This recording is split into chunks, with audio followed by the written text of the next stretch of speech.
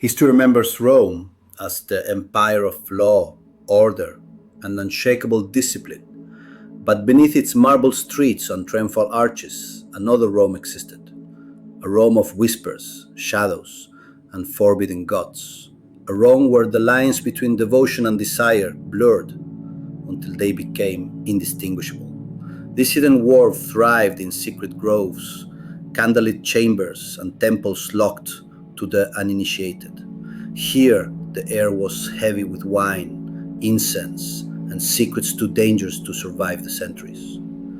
Among these forbidden practices, none stirred more fear than the Bacchanalia, the wild rites of Bacchus, god of wine, madness, and ecstasy. By day, worshippers moved through the streets like ordinary citizens, but when night fell, they gathered beneath the moon, leaving behind the rigid laws of the Republic.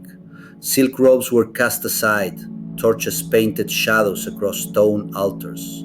The drums began, slow at first, then faster, until reason dissolved beneath the rhythm. Wine flowed like rivers, mingling with chants so ancient that even Rome's historians dared not record them. To outsiders, these rites looked like chaos, but to those within, they were liberation.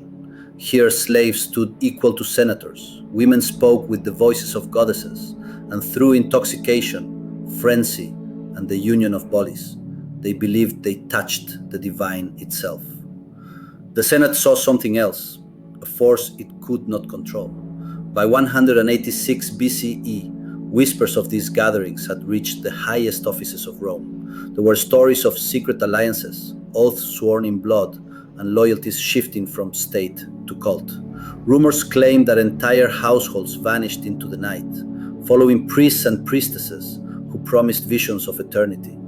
The Senate acted with brutal force. A decree outlawed the Bacchanalia across Italy. Thousands were arrested. Priests and priestesses were dragged into the forum, condemned as traitors to the gods and the Republic alike. Some were executed, others simply disappeared. But suppressing desire proved harder than writing laws. Even as torches burned temples and scrolls were destroyed, the forbidden rites lived on, reshaped, hidden, whispered from one generation to the next. And Bacchus was not alone. The cult of Cybele brought its own shock to Roman sensibilities.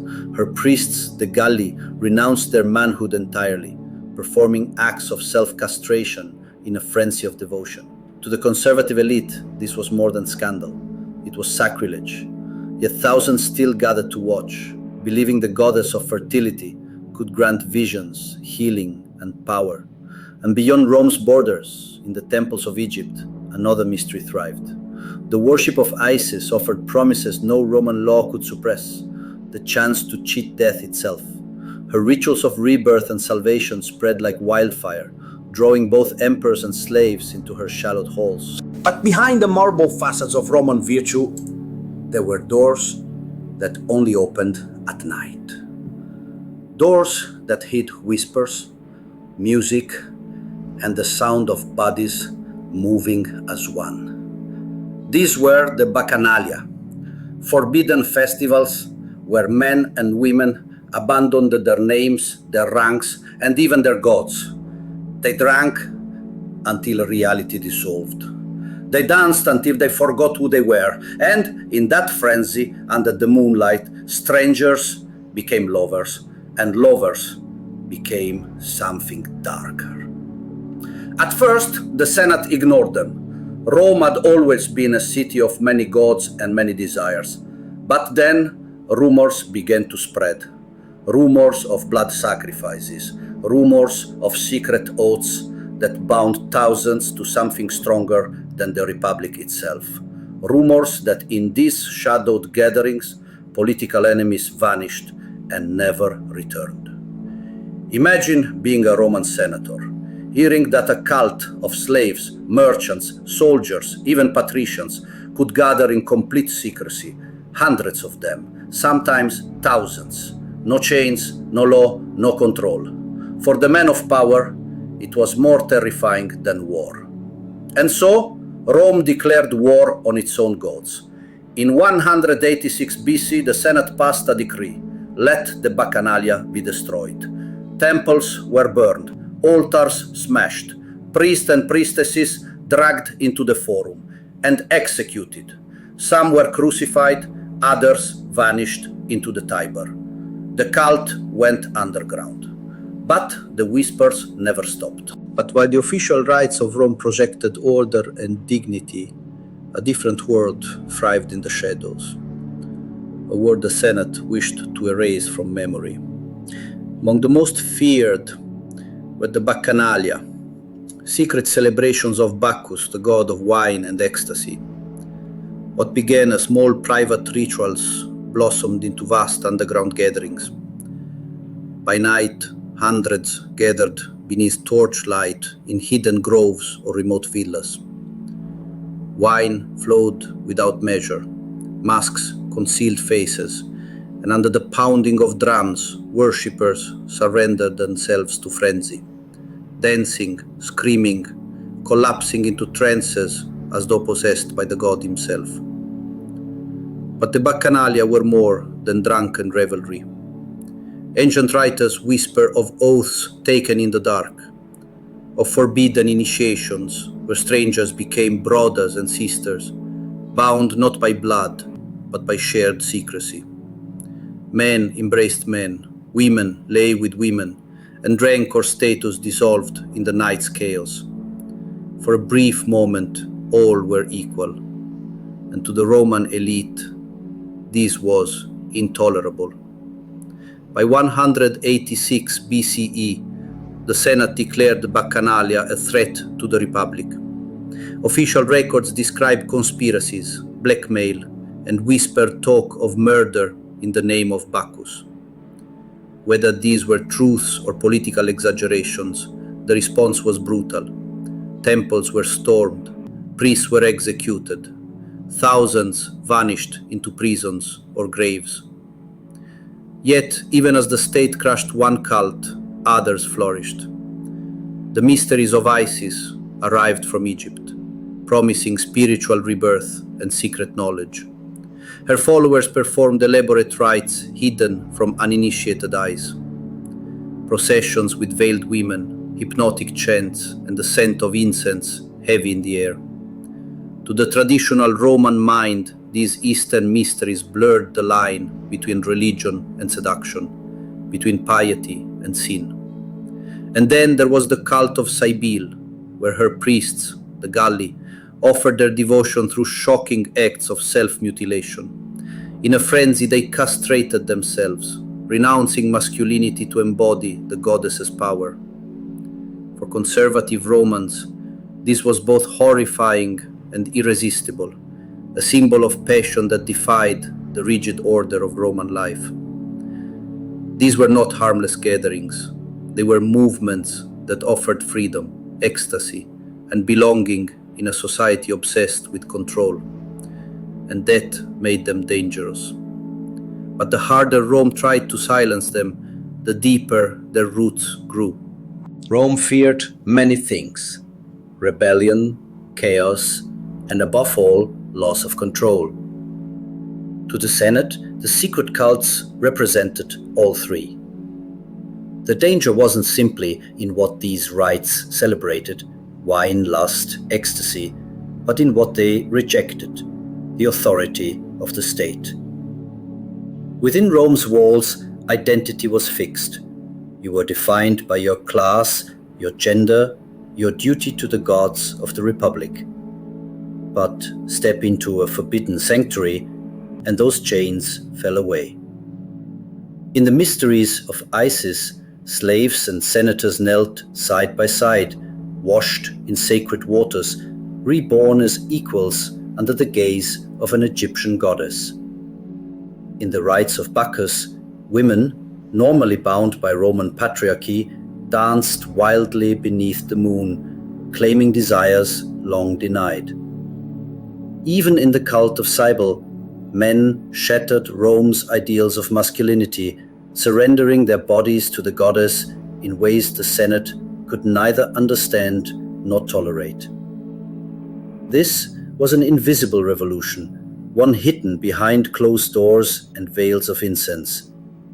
and to the old guard of Rome, it felt like watching the Republic itself dissolve into madness.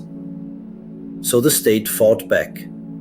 Decrees were passed, temples were burned, priests were executed in public squares as examples. The Senate proclaimed that these rites corrupted morals, undermined families, and lured the young into sin. But behind these justifications lay something far simpler: fear. Fear that loyalty to Bacchus or Isis might outweigh loyalty to Rome. Fear that people who tasted forbidden freedom would never return to submission. Fear that the empire could fracture from within, not by swords, but by secrets.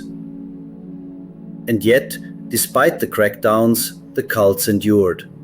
They adapted. Followers met in hidden cellars, far from prying eyes. Symbols were carved into walls, barely visible in torchlight, guiding initiates through coded paths of belief. Rumors spread that even some senators had joined the rites they outlawed, whispering prayers to Isis by night while denouncing her by day. It was a paradox Rome could not resolve. The more it tried to erase these faiths, the more alluring they became. To be initiated was to belong to something ancient, mysterious, and untouchable, a secret Rome itself could never fully destroy. And in the shadows, under the scent of incense and the beat of distant drums, the cults waited. Because Rome's greatest fear was also its destiny. Some truths cannot be buried forever. Centuries passed, and Rome itself transformed. The Republic became an empire. Emperors rose and fell. Temples were built and burned. Yet the whispers of the forbidden never truly faded. Some cults survived by changing their faces. The worship of Isis spread so deeply that her statues stood beside Roman gods, as though she had always belonged. Mithras, the mysterious Persian god, won the devotion of soldiers across the empire. His secret initiations, hidden in underground chambers, carved beneath bustling streets. Others vanished, or seemed to. The rites of Bacchus, once condemned, left behind fragments, cracked tablets, faded murals, and rumors too wild to ignore. Scholars still debate whether the frenzied orgies Rome feared were real or exaggerated. But perhaps that was the point. The mystery was the power. Then came a new tide, one that would sweep away the old gods entirely. Christianity rose from the shadows, and with imperial favor, it turned its gaze on the cults that had once defied Rome. Temples were shattered, sacred texts were burned, symbols were erased from stone and memory alike. But erasure is never perfect. Beneath collapsed ruins and buried streets, archaeologists still find clues, fragments of gold-leafed masks worn in midnight ceremonies, carved serpents coiled around forgotten altars, whispers etched into walls by trembling hands, terrified yet devoted. And so we are left to wonder, did Rome destroy the forbidden rites, or did they simply sink deeper, waiting for the right moment to rise again? Even today, some say that in the hills of southern Italy, there are caves where strange markings glow faintly by torchlight, that if you follow the hidden path at night, you might hear distant chanting in a tongue no one has spoken for 2,000 years. Perhaps these are just stories, fragments of superstition, stitched together from ruins and fear. Or perhaps the past is never truly gone. Rome built its power on control, but the human heart craves mystery, ecstasy, transcendence, and no decree, no empire, no emperor has ever silenced that longing. Somewhere, beneath layers of time and ash, the forbidden still lives, waiting.